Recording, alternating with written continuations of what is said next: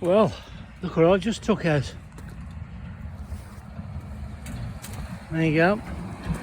Triumph Rocket 3 GT. The most expensive one.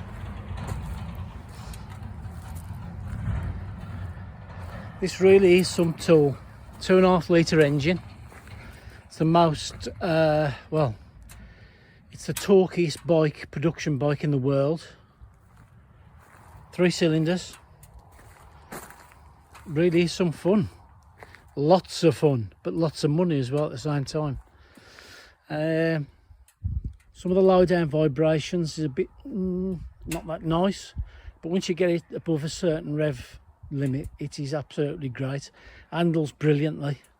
I mean, you know, it's really some tool. The torque, but it just rips your arms out the sockets.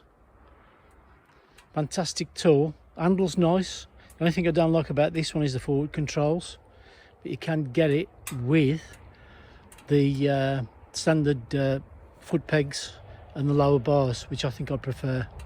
But overall, what a fantastic bike. Absolutely great.